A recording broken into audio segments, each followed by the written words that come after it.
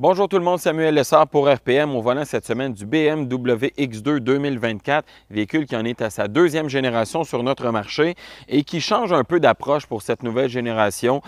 En termes de style, oui, parce que je ne sais pas si vous vous rappelez, l'ancienne génération était plutôt fluide en termes de style. On avait même des accents en bas de caisse de couleur gris peinturé. C'était pas un gris contrastant, un gris mat, c'était vraiment pour donner un style peut-être un peu plus luxueux, un peu plus sportif au véhicule.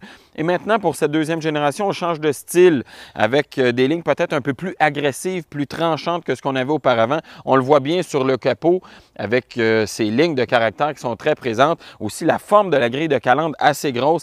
Et même à l'arrière, on a des gros empiècements de plastique, des feux qui sont assez tranchés en termes de style. Donc, vraiment une nouvelle approche de ce côté-là. Et l'approche, le style va changer en fonction de la version que vous allez choisir parce qu'ici, la version xDrive 28i avec ensemble M est munie, bon, d'un pare-choc différent avec des empiècements de couleurs contrastantes, assez sportifs dans la présentation. Regardez le gros empiècement de plastique noir à l'avant. C'est assez massif quand même. Et même les tours d'ailes qui sont de couleur harmonisée à la carrosserie, ça ajoute donc un peu à l'apparence sportive du véhicule. Mais si vous prenez la version de base, beaucoup plus tranquille, beaucoup plus classique comme approche, moi, je ne suis pas convaincu que ça va aussi bien avec le véhicule que cette approche sportive-là. Mais bon, disons qu'il y en a pour tous les goûts. Sachez que si vous voulez ce style-là, ça vient avec un groupe d'options, évidemment. Ça fait monter le prix de près de 3 000 $ quand même pour avoir un style comme celui-là. Vous allez remarquer aussi à l'arrière que c'est un véhicule qui est plus massif qu'auparavant. L'ancien modèle était très ramassé en matière de style. On avait, je ne sais pas si vous vous rappelez, mais le logo sur la custode, on a éliminé ça complètement et on en a profité pour allonger le véhicule 7,5 pouces plus long que ce que c'était auparavant. Ça change donc les proportions, un peu bizarre à l'arrière comme style, mais il reste que ça donne un avantage majeur à bord du véhicule parce qu'à l'arrière, beaucoup plus de dégagement pour les jambes. Il y en a même beaucoup d'espace pour la tête malgré la forme assez coupée du véhicule à l'arrière. Donc quand même des capacités familiales qui ne sont pas vraiment altérées malgré le style assez agressif du véhicule. Deux versions du X2 sur le marché canadien. Non, nous n'avons pas la version iX2 entièrement électrique disponible sur d'autres marchés. Nous, on a uniquement des motorisations thermiques. La version que je conduis, c'est la xDrive 28i, la version de base, là, si on peut dire. On a un 4 cylindres 2 litres turbo compressé sous le capot. On est à 241 chevaux et 295 livres-pieds de couple. Et la version M35i, donc un peu plus de performance. On le voit bien sûr avec la lettre M dans le nom. On est à 312 chevaux, mais toujours 295 livres-pieds de couple. On est toujours avec un 4 cylindres 2 litres turbo compressé. Transmission automatique, double embrayage à 7 rapports pour toutes les versions et le rouage intégral xDrive et de série pour toutes les versions, bien sûr.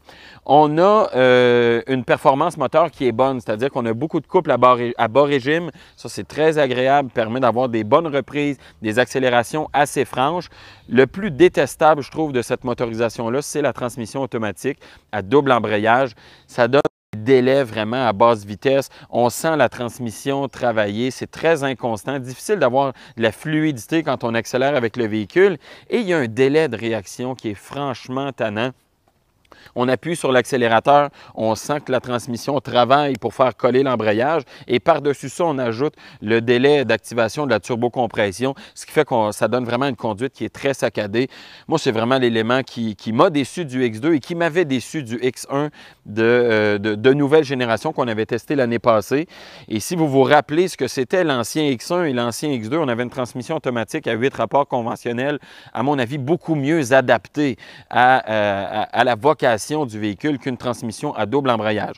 D'un autre côté, ça permet quand même d'avoir une consommation d'essence qui est tout à fait intéressante. Sur à peu près 350 km, j'ai fait de la ville, de l'autoroute, route secondaire. Je suis à seulement 7,3 litres au 100, ce qui est quand même très bon pour un véhicule de ce format et surtout de ce niveau de performance. On a quand même 241 chevaux là, sous le capot et une performance globale qui est tout à fait intéressante. Ce que j'aime beaucoup, par contre, c'est la tenue de route. On a une suspension quand même assez ferme. Il faut l'essayer avant le véhicule parce que peut-être que certains consommateurs vont être plutôt réticents à avoir une suspension aussi ferme que ça, mais il reste que ça permet d'avoir une bonne tenue de route, un comportement routier qui est neutre. Je trouve que la direction est trop floue, surassistée, pas à l'image de ce que BMW nous a offert précédemment. Mais quand on met le mode sport, ça s'amenuise un peu. On a un comportement à ce moment-là qui est un peu plus sportif. Bon espace à l'avant. Je vous parlais de l'arrière où on a des bons dégagements, mais c'est la même chose à l'avant, capable d'avoir un bon confort avec des sièges qui sont relativement confortables, même si on n'a pas la possibilité d'ajuster le support lombaire. Allez comprendre quelque chose là-dedans dans un produit de près de 62 000 $. Mais malgré tout, l'interface à bord du véhicule, l'ergonomie, le côté pratique, la polyvalence de la console à l'avant du véhicule, tout ça, c'est vraiment des éléments qui sont gagnants avec ce produit-là.